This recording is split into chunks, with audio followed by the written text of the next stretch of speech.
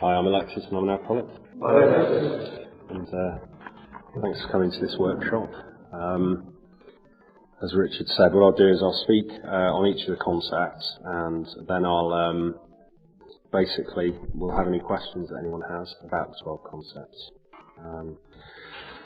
So the 12 concepts, it's they actually, in my experience, they can be applied to kind of all areas of my AA service work, and even in my 12-step work, some of them can be applied there. And with to give a bit of background on the concepts, I think it's quite important for me to kind of that's where one of the things that are really helped me to understand them is to realise the historical backgrounds really, and where they came from.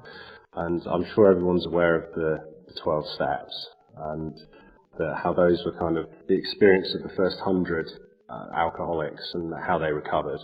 And some years after that, Bill Wilson realised that all of the AA, the 12 steps were working, these people getting sober, and there were these groups forming all around the country. But he was Bill was kind of doing a lot of work in the central office in New York, and he was getting a lot of letters from people saying, our group's having problems, we're having controversy, we're having arguments, we're worried the group's going to fall apart, people are drinking and so forth. And he realised, with the help of one particular letter that he was sent, he was basically sent a letter about another organisation of alcoholics called the Washingtonians from about 100 years before AA, who helped each other to stay sober, and but they got involved in controversy and internal arguments and politics and all of these sort of external politics and all those sort of things, and they'd fallen apart and they'd all died drunk. So Bill realised from all this stuff he was getting from the groups, from the historical experience of the Washingtonians, that AA was in danger of falling apart basically, and he condensed this together into another 12 principles, which were 12 traditions. And it took a while for the fellowship to accept that these were as important to AA as the 12 steps, but they did in the end. And these principles are now, and we have them up during our meeting. We have the traditions and the steps stuck up during our meetings. Now, as time went on, AA's general services grew and grew. When AA first started, it didn't have these general services. And essentially, it was one alcoholic talking to another, and that was really it. But eventually, as time went on, people started to realise that it would be helpful if they had literature, like the Big Book, if they had phone lines that people could call, and basically what Bill realised, there were some people who were saying, well, we need to keep it simple, just one alcoholic talking to another. But Bill realised that if there is any service that we could be doing for the still suffering alcoholic, if there's anything we could do to better enable the carrying of the AA message to the still suffering alcoholic, and if we don't do that, we're letting down the still suffering alcoholic. And this was a vital insight. I think it's like the fundamental insight that Bill had for our general services. And from that point on, our general services just grew and grew, and the group started to realise the importance of contributing to these general services. And as I mentioned earlier, this central office in New York appeared, and we have a central office in the UK as well, in York. Now, the point came where Bill felt that the principles which had worked in the running of these general services needed to be codified as well. And that's where the 12 concepts come from. Just as the steps came from the experience of what does and doesn't work, and people lived and died based on learning that experience, the traditions came from the experience of what does and doesn't work with AA groups, and groups died as a result of learning that experience. So the concepts come from the experience of what works and doesn't work in the general services. And as Bill said, if we don't ensure the survival of these general services, we're letting down the newcomer. Now, actually in the 12 concepts as well, there are many things which can be applied at all levels of service. But when he originally wrote the 12 concepts, he was thinking about what he called world services. And I think he had this vision at the time of kind of the world office of GSO in New York, kind of, an AA worldwide, the general services being coordinated by this world service office. as time went on, they realised that countries could in fact have their own central service offices which were answering mail, distributing literature, helping new groups form and so forth. Like we have in this country, we have a general service office in York.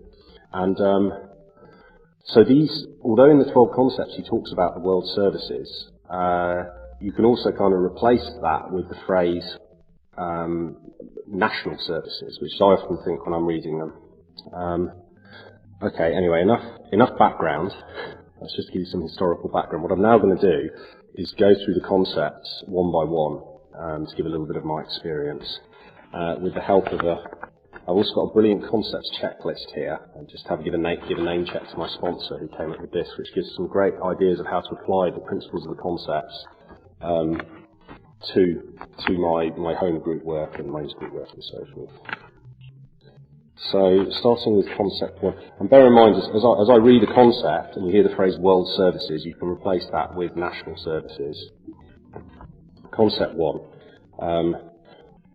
Okay, quick, one last thing before I say concept one. This book, the AA Service Manual, combined with 12 Concepts of World Service, when I wanted to really learn about the 12 concepts, if I want to learn about the 12 traditions, I can read 12 Steps and 12 Traditions book and Traditions Illustrated. If I really want to learn about 12 concepts, this is the book to get. And it has the concepts, each have an essay attached to them in this book, and they're brilliant essays. They're a brilliant read. I've read them again and again and again. They're really good. But that's how I've learned about the concepts in theory form anyway. And I'm reading from the short form of the 12 concepts here. Concept 1. The final responsibility and ultimate authority for AA World Services should always reside in the collective conscience of our whole fellowship. So, this came about, another realisation that Bill had that led to concept 1. I think Dr. Bob, I can't remember what precise year it was, but essentially Dr. Bob, the co-founders of AA, Bill W., Dr. Bob died of cancer. And Bill had a very deep realisation of his own mortality, I think, and how that affected Alcoholics Anonymous. Because at that point, people could always run to Bill and Bob when things were going wrong with AA, and say, particularly with the World Services, because Bill was intimately involved in the General Service Office in New York. If things were going wrong, people could always run to Bill and Bob and say, what do we do, what should we do? And generally people would listen to them. They were well respected throughout the fellowship. But then Dr. Bob died, and it was just Bill. And Bill started to think, what happens when I die? AA's got to survive. I mean, talk about letting down the newcomer. If you let AA general services die off, these services that distribute the literature, that organise the phone lines, that help AA start in other countries, vital services. What happens when I die? How can I ensure the survival of these services? What happens if the General Service Office in New York makes some financial blunder? They make a screw up. There's a miscommunication. And the group starts to think, what is this office acting for us? What have they done? They made this big mistake, and they basically lose faith in that office. And that office, all it's funded by is the money that we put into the pot at the end of meetings. And then we vote, we'll send a contribution to Intergroup, that contribution to Region, and so forth, up to eventually that contribution reaches the General Service Office and pays for the salary and pays for this office to run. And Bill thought, what happens if the groups think, well, stuff you lot, don't kind of,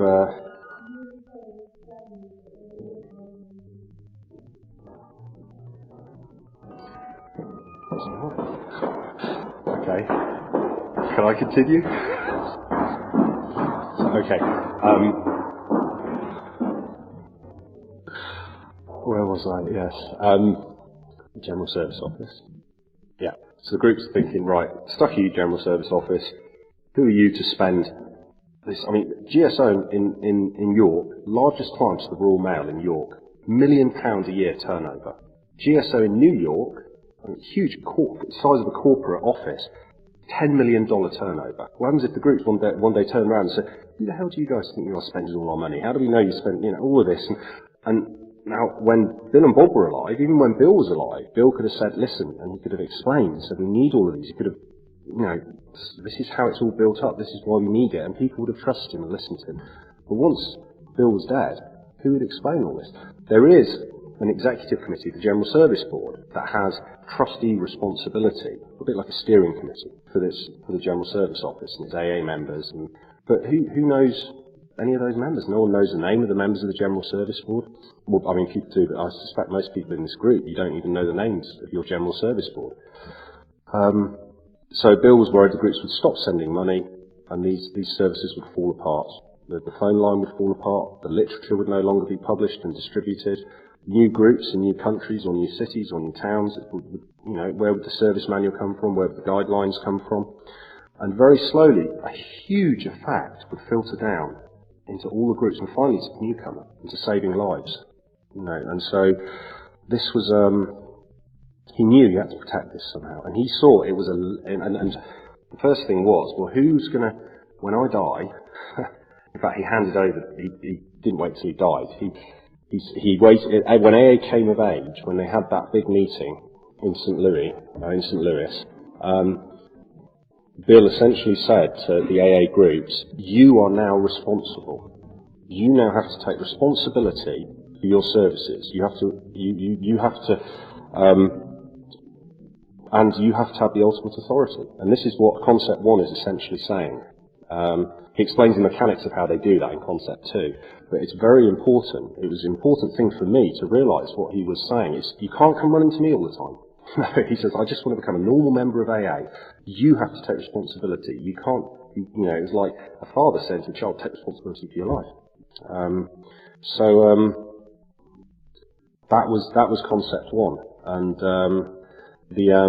obviously he talks about the group conscience now, not just of a single group, but a group conscience of the whole country, of the whole world. So he's extended. What he does with a lot of these, he takes a tradition, he extends it into a much larger and gives it more detail, goes into more detail. But he's extending the group conscience, and don't just run groups by the group conscience, we run the whole of AA by the group conscience.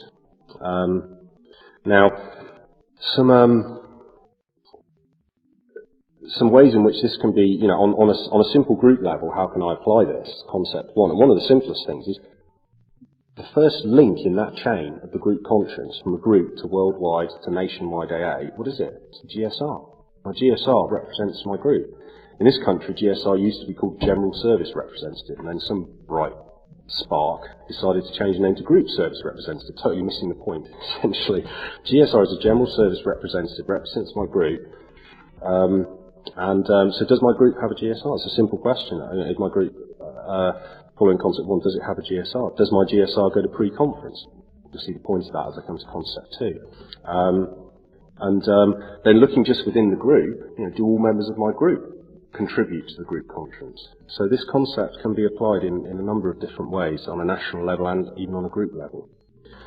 So now, of course, the question is, okay, Bill, you said, so I tend to use the name Bill quite freely. I really look up to the guy. It's like, Bill said this, Bill did this, Bill did that. And anyway, so Bill says, you guys have responsibility, you have authority. And then you might say, well, all right, so what is it? In this country, I think we've got 25,000 members of AA. In worldwide, I think we got over 2 million members of AA. Now, obviously, it's a bit impractical for 25,000 people to get together to have a national group conscience meeting. And it's a little ineffective for a world conscience to have a meeting with 2 million people somehow, fit them into a large hall somewhere. So Bill solved this problem with Concept 2, and with basically the idea of representation. What he said is that we've got our national services in York, and world services in New York. We have a General Service Board, which is like a national steering committee, who essentially have oversight of that office. Now, what Bill also put, and then we have the groups and GSRs, and then he filled, there's a gap. He saw there was a gap, and that gap he filled with a new, very large committee. In fact, he didn't call it a committee, it was so large he called it a conference. 100 people, basically, give or take 20. I think at the last conference I went to, there was about 110 people. That's it. And these 110 people would be delegates from all around the country, together with the members of the General Service Board, the National Steering Committee, and they would meet once a year. And that would fill this gap he saw that that would fill this gap between the groups and the General Service Board and the General Service Office, i.e. these very important national services. Something else I just want to slip in here as an aside, the national services, there's something else about national services which is easy to forget. Obviously we have things like literature that needs to be done nationally. We have the unified phone line that needs to be done nationally. But the other thing is we have national newspapers. The probation service is run nationally. Actually, I think it's England and Scotland, but nationally to keep it simple. We have, government offices are run nationally. A lot of offices who essentially create the policy for the people that have first contact with the still suffering alcoholic, with probation officers, prison officers. These national offices create the policy for doctors and nurses and national professional organisations for psychiatrists. National newspapers and television stations who kind of have the majority of the communication lines, between individuals and they can reach out to people like no one else can, this national media. How do you interface? How do you communicate with the national organisations and national offices and national media? You do it on a national level. You do it in a coherent way. So, as well as these other general services that I've talked about, which, publishing and reading and so forth, we need to be communicating nationally with the media and with these various organisations. So that's just slipping that in. I should have said that at the beginning. So anyway, we have the conference filling in this gap, and why does the conference fill this gap? Well, this is an interesting point here, and has caused much discussion and debate over the last 2 years. The GSRs vote in the delegates. Simple as that. The GSRs decide who the delegates are for their region, in our case, in this country. That's what Bill said. That was the spirit of Concept 2. The GSRs choose these delegates. They hold the delegates accountable. If the delegates don't go and carry the conscience of the GSRs to the conference meeting, when they meet with the General Service Board and representatives from the General Service Office, then the GSRs can vote out these delegates. That's how the direct accountability comes in.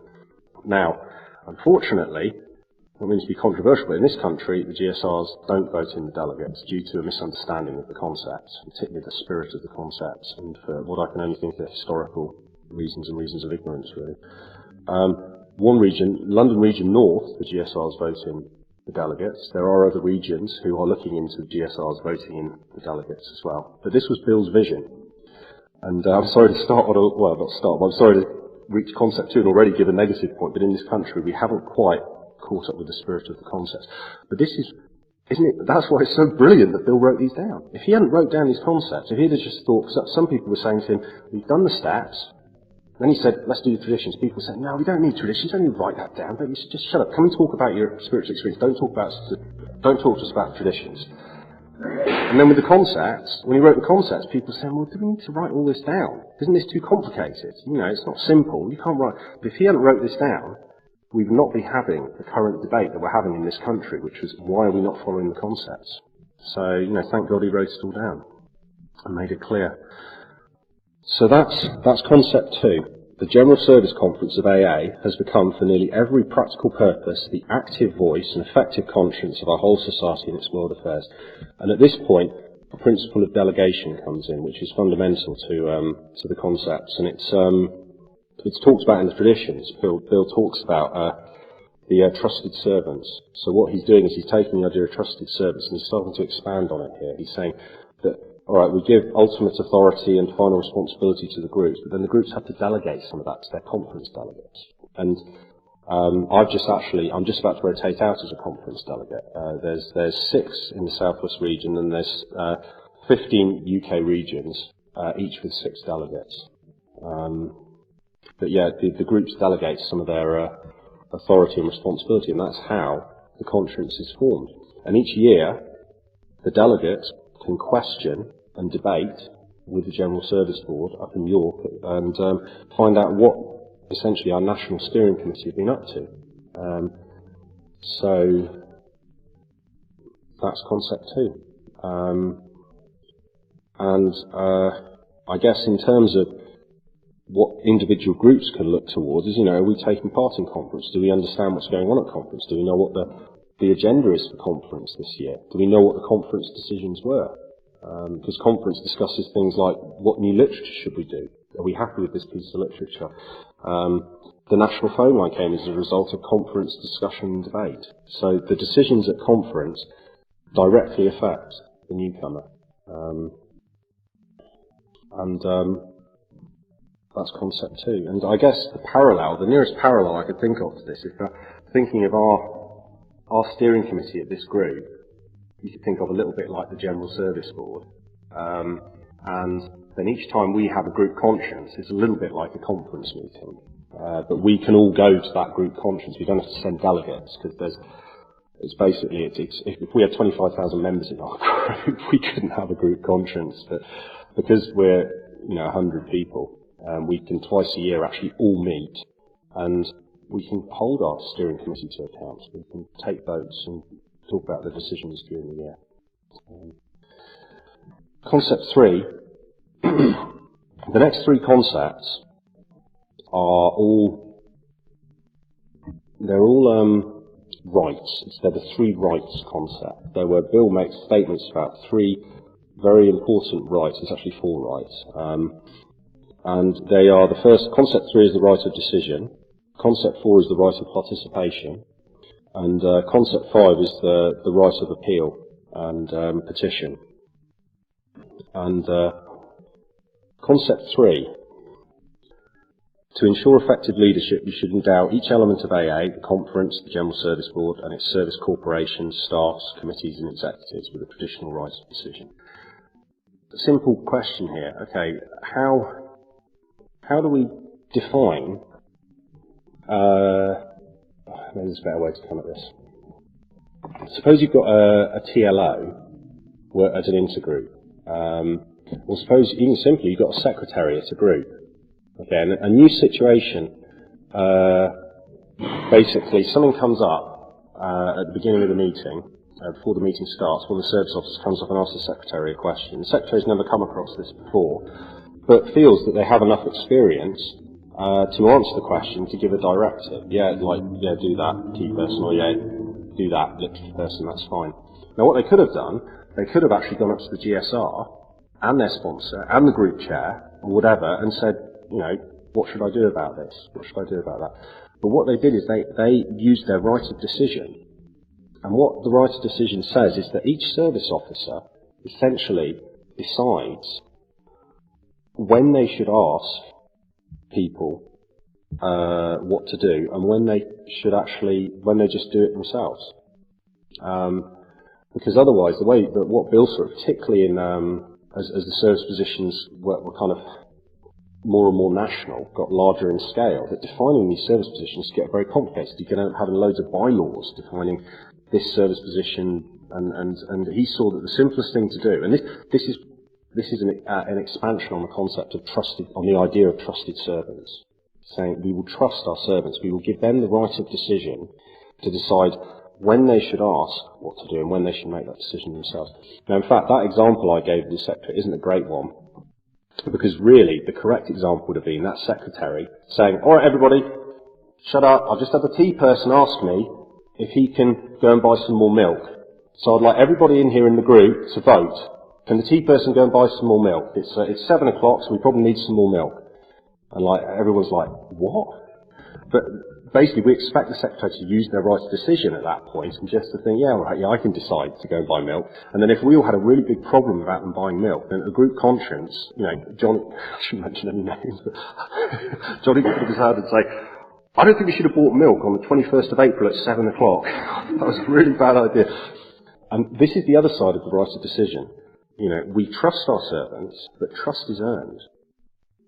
And the way it's earned is we are able to hold our servants to account. So we can say, so with a conference delegate, at pre-conference, the GSRs go up and they say to all the delegates, right, regarding that new piece of literature, we don't like it. Regarding that idea for some new national phone line initiative, we love that. Regarding this, that and the other, we're all into that.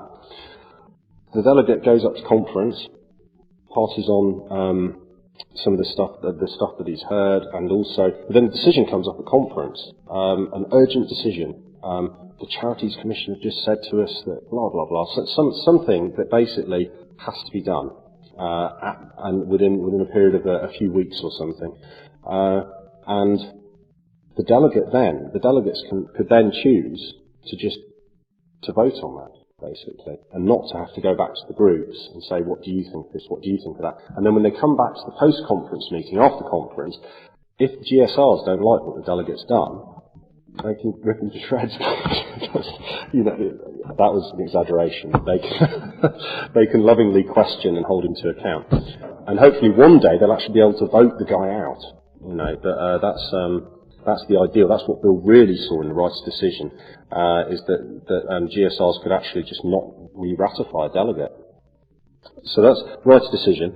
The right of participation. This taught me so much when I started reading about right of participation. A few years ago, as this group kind of grew, and everyone was doing loads of service, and people started to queue up to do service, and actually it wasn't that long ago now I think about it. No, the first time this happened was a while back. There were lots of members of this group doing service at Intergroup. And the Intergroup turned around and said, well, you've got loads of people doing service, and every time there's a vote, it's like half the hands going up from the same group or whatever. And of course that's totally irrelevant, because everyone votes on their own conscience. People don't block vote, they vote on their own conscience. And one of their suggested solutions, actually I think this was at Region, not Intergroup, one of their suggested solutions was take away votes from liaison officers. So basically, on a region, liaison officers can't vote. The chair and the secretary and treasurer can vote, the region reps can vote, but not those liaison officers. Now, somehow Bill foresaw this problem. He saw this coming, and he kind of focused on at the conference level. He said that the General Service Office staff, the main General Service Office staff, and the General Service Board should always have a vote at the conference. But this principle applies, as Bill says, to all levels. And he basically said, you don't take away liaison officers' vote. You don't take away people's votes on a committee. And I remember thinking about this, and suddenly I realised, of course, a committee acts by voting. There's no point in going in as a committee together. You have a meeting, and then everyone goes off and does 20 different things. The point is, everyone comes together, they have a discussion, there's group conscience, everyone votes, the committee acts as one as a result of that. How does the committee act as one? Because of voting. So to participate in a committee, I have to vote. And I've heard no end of rubbish. I was up at conference recently, and I won't say it, but I had somebody saying to me, oh yeah, our GSO staff get to participate on committees. And I said, do they have a vote? And they said, no. I said, well, they don't participate then. And that's the right of participation. And it comes down, Bill brings it at the end of his essay on Concept 3, he brings it down to some, on Concept 4, he brings it down to something very simple, which is spiritual need to belong. And somebody, simple thing, people will be demotivated. It just doesn't make any sense to have somebody who is an integral part of that committee and to waste their experience and their knowledge when they're on that committee. So you'll be pleased to know that it didn't happen at Region. They didn't take away the liaison officers' vote, and another thing came at Intergroup, and this one they didn't take away the liaison officers' vote. Once again, thank God Bill wrote these down. It's amazing.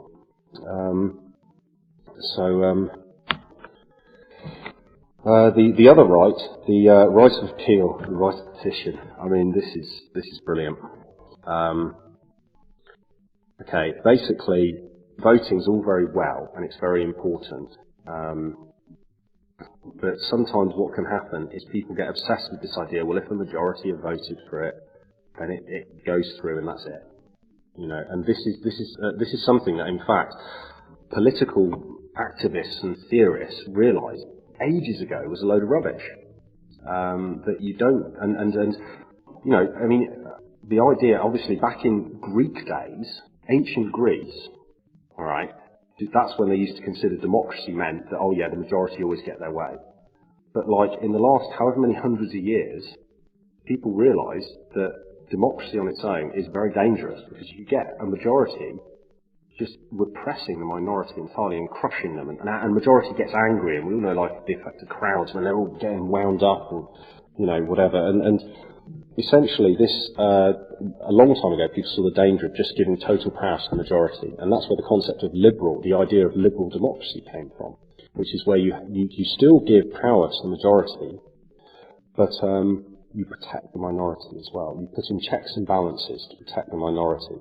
And Bill talks about some guy I'd never heard of before I read this essay, Tocqueville, and how he talked about the dangers of that. But so concept 5 is essentially there to protect the minorities, and that when there's been a debate and a vote on some issue, whether it be a conference, whether it be an intergroup. I mean, I was at a conference recently, and unfortunately, at the moment, conference in the UK is very short. We're like 2 days long in terms of time. In the US, they have 5 days. We've got it all crammed into a short time. And I mean, there just isn't, a lot of the time, there isn't enough time for debate. And you really have to, but I've used this before when the debate's happened and there's been a vote, and then I might put up my hand and say, actually, I've got a minority opinion. I think you're talking rubbish, or something like that. Yeah, got a minority opinion, and then put the opposite opinion, and just try and get this over. And I've seen, in fact, at the last conference, there was some literature that was blocked from being published, and then and there was a vote that stopped from being published. And the next day, a minority opinion was stated, and a new vote was taken, and that literature got through. And basically, that's the way it works. And it also, the other thing about the minority, a lot of the time, the minority can be right. You know, there's not necessarily a link between who's right and how many of you there are. Just because there's 51% of you think something doesn't mean it's the right thing. And quite often, actions and the right actions and things that have moved this fellowship forward have come from minorities. So Bill knew that not only, and it helps unity as well, because if you have an active minority being just crushed down by whether a conference or intergroup, just being ignored and crushed down by the majority, you get disunity because they get annoyed. Whereas if the right of appeal and the right of petition are used to let minorities have their say, then they'll feel, at least I've had a chance to give my arguments. Everyone's heard my arguments. You know, so I don't feel so bad about it. But I've been in situations where this hasn't been followed at conference, and where you can just feel people sitting there just thinking, this is a joke. And all that would have happened to take away that feeling, another 10 minutes discussion. You know, that's how simple this is, and that's the big difference it can make. Is, you know, delegates leaving conference thinking, yep, I've had my say, I've done my best, or someone leaving conference thinking that, no, they didn't listen to me. So that's concept 5. And concept, I should cross-reference this a minute. I mean, actually, I've noticed in our group conscience meetings that, and at that the chair will often say before a vote, are there any minority opinions? So this can apply to, at any level of service.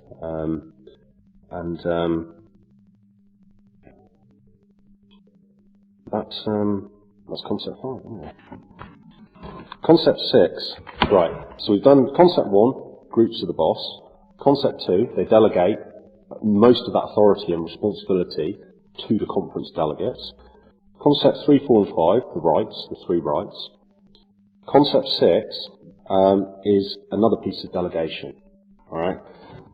100 delegates that meet once a year, they can't run AA's general services. So what Concept 6 is recognising, it says, the conference recognises that the chief initiative and active responsibility in most world service matters should be exercised by the trustee members of the conference acting as the General Service Board. So what that's saying essentially is this steering committee, I mentioned National Steering Committee, on a day-to-day basis, really, the conference have to give that committee their right of decision and let them get on and do the job. You know, and one thing about the General Service Board, the National Committee, it's a registered charity, and it's incorporated, and we don't want to start doing stuff like incorporating 110 delegates,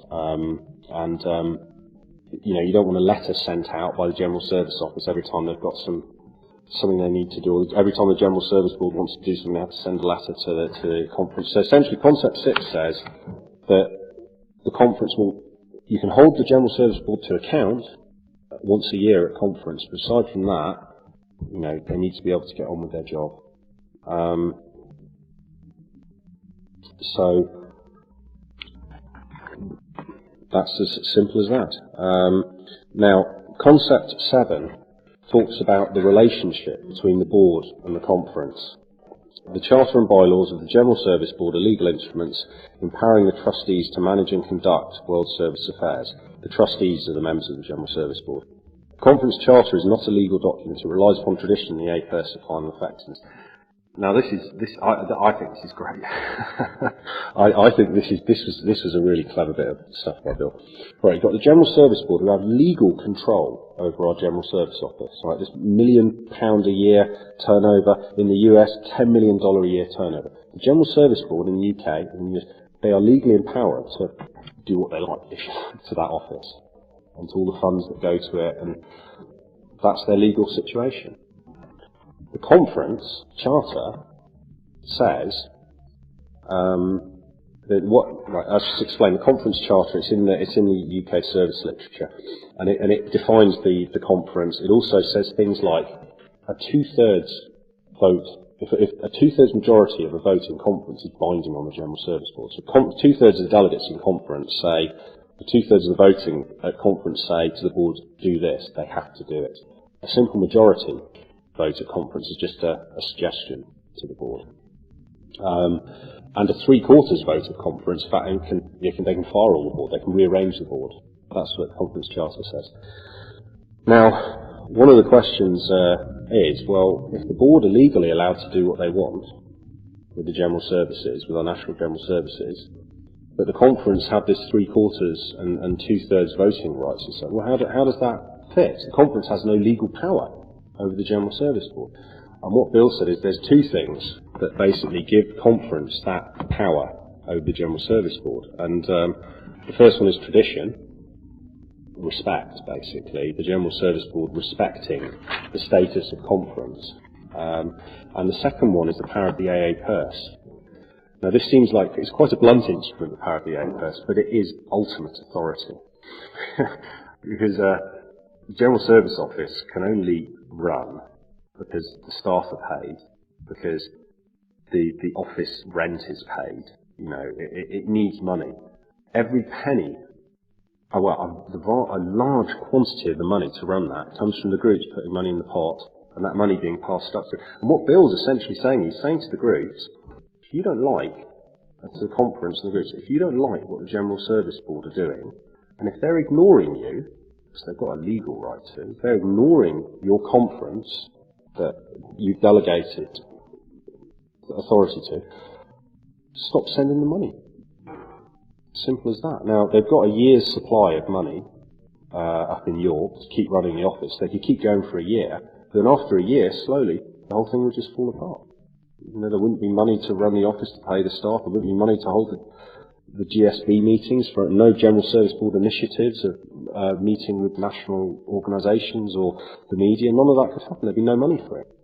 And this is the ultimate power. This is the kind of ultimate authority that the groups have. Most of the money comes from us. So that's what Concept 7 is saying, is that the relationship, in the end, what guarantees the relationship between the conference and the General Service Board is money and tradition, respect and the power of the AA purse. So there is a pattern in these concepts. There's this pattern of delegation. What they're essentially doing is they're moving up from the groups to conference to the board, to how the board relates to conference. And now it's going to talk a little bit in Concept 8 about the relationship between the board and the General Service Office. Bill felt he needed to say something about that. And Concept 8, the trustees are the principal planners and administrators of overall policy and finance. They have custodial oversight of the separately incorporated and constantly active services, exercising this through their ability to elect all the directors of these entities. I just have to step back one concept. Power of the AA purse doesn't just apply to the General Service Board, it applies to any part of the AA service structure. If you don't like what your intergroup are doing, if you don't like what your region are doing, don't send them money. if you really, you really, if it's that bad, if you feel, or if they're wasting money or whatever, this concept says you just don't send the money.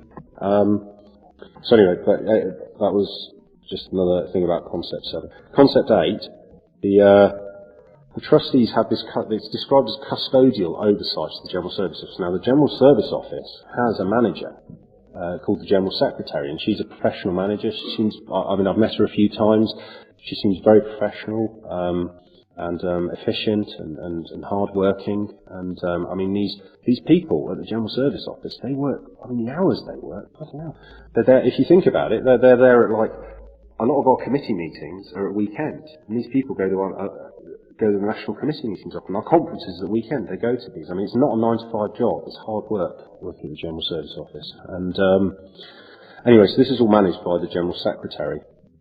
And she does the day-to-day management. Now, obviously, I don't know how many of you are aware of the dangers of micromanagement. I don't know if you've ever had a boss who's always over your shoulder, like saying, do it like that, no, you're doing it like this. You just say, look, tell me what to do, go away, let me do the job, and I'll deliver what you need, And what this is kind of saying is the General Service Board have custodial oversight. They don't ring up the General Service Office every day and say, right, has everybody got in on time?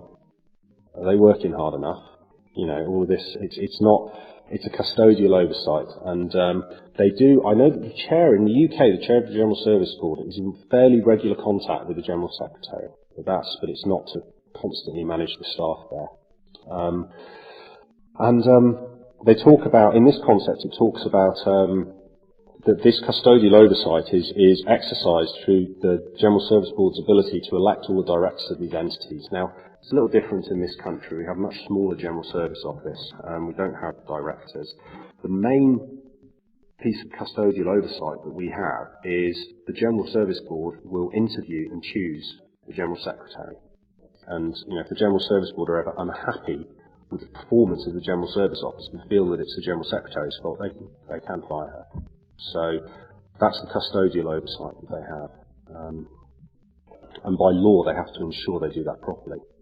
Charities Commission have an oversight over them. Now, concept 9. Concept 9 is about leadership. So Bill has taken, what he's done is he's taken this part of the traditions, which is a tiny little bit. And I remember when I first came to AA, and for the first year I didn't understand much about the traditions. And people going on about, I've heard it, so there's no leaders in AA. There's no leaders in AA.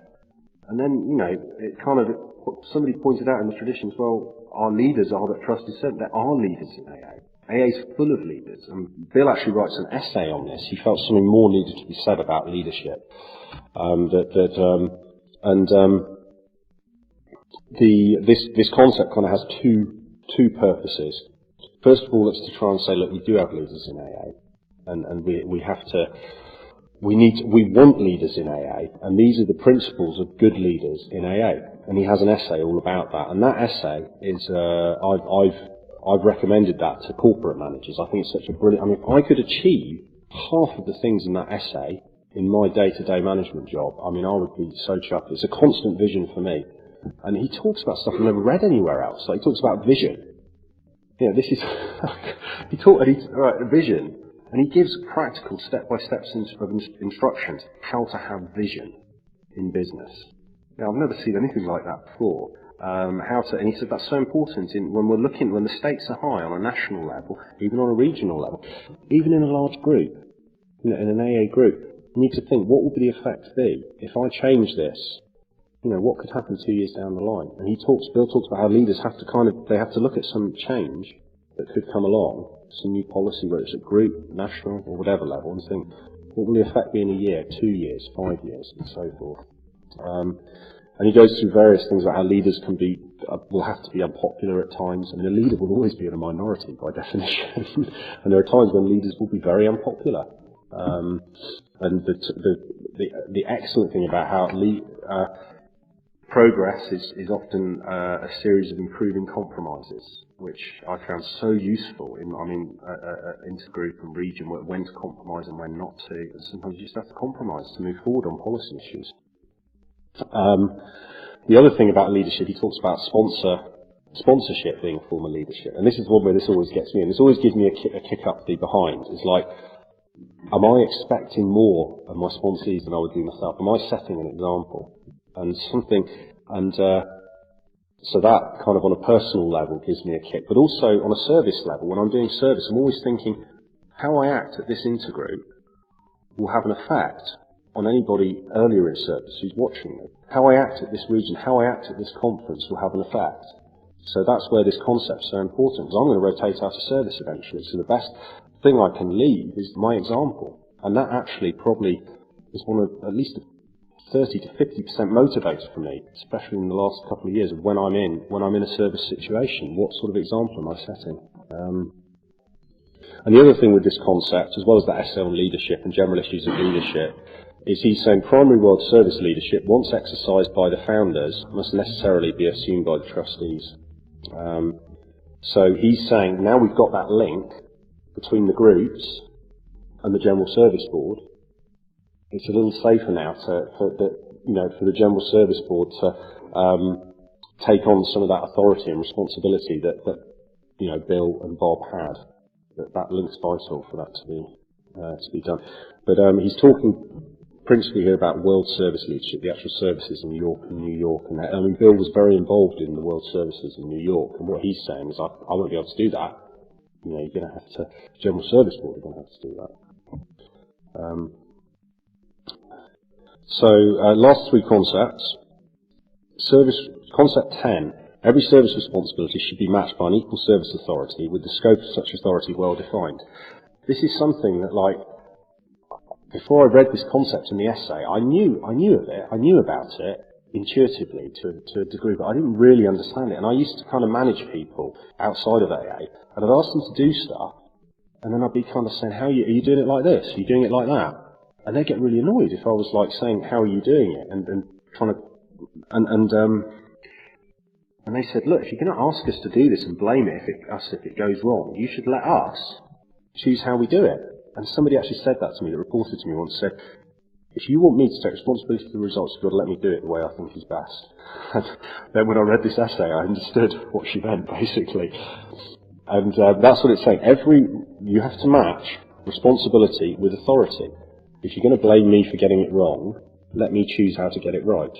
And in Concept 10, Bill goes through, in a sense, everything in Concept 10 has already been said in the previous 9 concepts. And what Bill does in the essay is he highlights, in all of the links in that chain, I mentioned this chain that goes through the concept groups, conference, General Service Board, General Service Office. In all the links of that chain, he highlights how he's tried to keep authority equal to responsibility all the way through.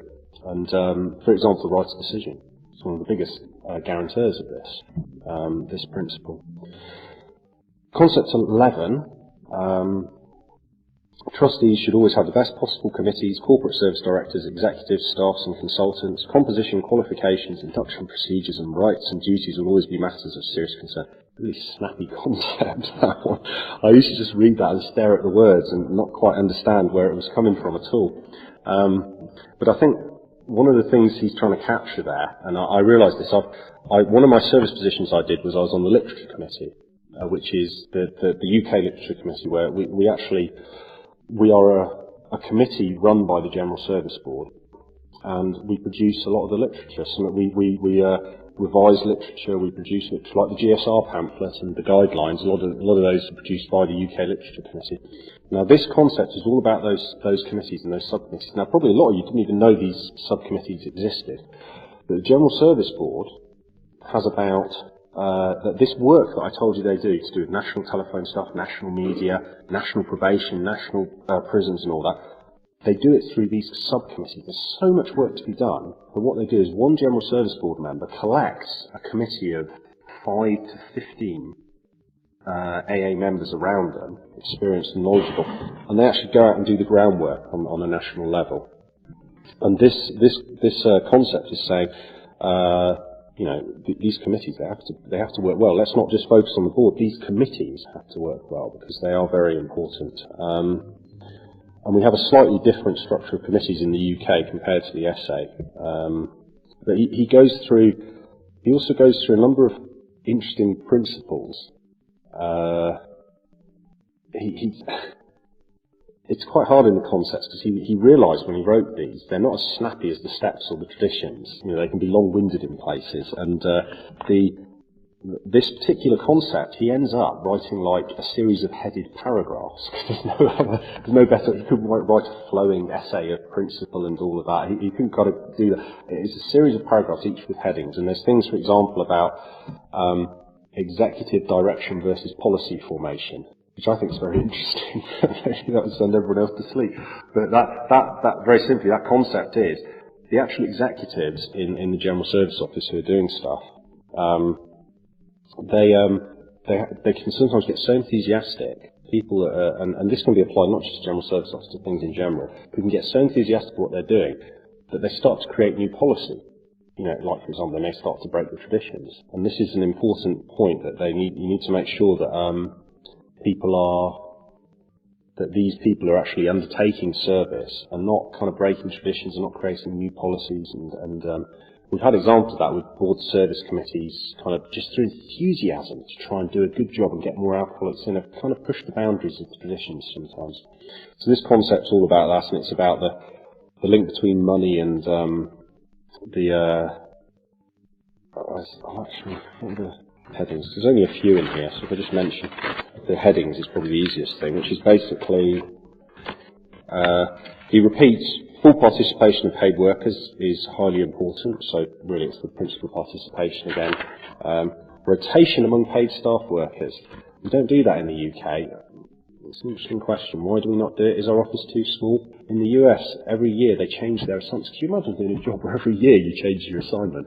But these people in the US office, they're all like AA members, and apparently the unity that it creates and the lack of conflict is meant to be very good. Paid workers, how compensated? So he stuck that, he managed to fit that into Concept 12. If you pay them peanuts, you get monkeys. We do not pay people charity wages. People at General Services, we pay them the same wage you'd pay a corporate worker. Because we're not really a charity. I'm doing this to keep myself sober. Just because this is on CD, let me say, we're not a charity, but the General Service Board and the General Service Office is a charity and fulfills all the requirements to be a charity. And the other points, status of executives, that's the one I just mentioned. So there's kind of 4 points he goes through, and he talks about the subcommittees as well in Concept 11. So it's a very loose Concept 11, but he collected together all the last bits that he'd left in. And it's kind of the top of that chain, you know, it's the subcommittees of the General Service Board, it's the individual staff members and their rights in the General Service Office. And finally, Concept 12 is... Concept 12 basically says the conference must follow the traditions, must follow the spirit of AA. And I mean, this is so important that the General Service Board, because the General Service Board are part of the conference really. The conference isn't just the delegates coming from the regions, it's also the General Service Board and the members of the General Service Office who attend. And it says the conference shall observe the spirit of AA tradition. And he goes through a number of things, taking care that it never becomes a seat of perilous wealth or power. There's a lot of money controlled by the conference. You know, that sufficient operating funds in a reserve be its prudent financial principle. Just because we got all this money, let's not hoard it up. You know, you can have the same issues that you could have in a group. And I remember the first time our group realised we were in danger of hoarding money, like it was like 12, 11 years ago, and we knew we had to donate it or get rid of it. And you have just the same thing at conference. Bill calls this the AA Bill of Rights. He says it's so important, Concept 12, that only 3/4 of all the unless 3/4 of all the groups in the world decide to change it, it can't be changed. Because he knew the conference has so much authority delegated to it that, I mean, if it went wrong, it could go badly wrong. And once again, if the conference falls apart, where would we be? So, then, that it placed none of its members in a position of unqualified authority over others, that it reach all important decisions by discussion, vote, and whenever possible by substantial unanimity. This relates back to the minority opinion, and I've seen this go wrong, this part of the Bill of Rights, and I've read out from it at a conference. I've read this bit out. The importance of substantial unanimity in voting 2/3 majority. As many people, you know, keep the discussion going. It's better to spend another 15, 20 minutes talking about it, even if you're going to vote the same way, because you can end up with more people supporting it. That its actions never be personally punitive nor an incitement to public controversy. The conference has the money and the communication facilities to send out a letter to every group in the country saying that Mr. Blah Blah, he's a right dodgy geezer, breaking the traditions, doing this, doing that, we don't like him at all. You know, the conference mustn't do that. That it never perform acts of government, and that, like the society it serves, it always remains democratic in thought and action. And once again, Bill uses this as kind of a catch-all to some really quite mind-blowing scenarios. Talking about the idea of vision, Bill applies vision here, and he says, what happens if, like, an AA2 emerges? What happens if, like, 50% of the people in AA all decide they've got a better method, and they go to off to form their own AA? And he says, well, we don't do anything about it. And he explains the reasoning for it. And he talks through all of these quite unlikely but possible scenarios which could have such an effect on AA and how to deal with those and how it relates to the AA Bill of Rights. And that is the 12th and final concept. I guess that is the end of the formal part of my talk. So I think the two things I'd like to end on, just to say, first of all, if you want to learn about the concepts, read the essays, then read them again. They're just brilliant. Spiritual politics, they are beautiful essays. And the other thing I'd like to say, the concepts, and Bill says it himself, do not just apply to conference. They talk about conference again and again, the board again and again. But we use these concepts in our group. They're used at intergroup. They're used at region. You know, they are principles which, if I really want to feel I'm giving 100% in my service, and I'm following the principles laid down by the old timers of AA, I want to follow these principles and the 12 concepts in all my service work. And that's it. Thank you.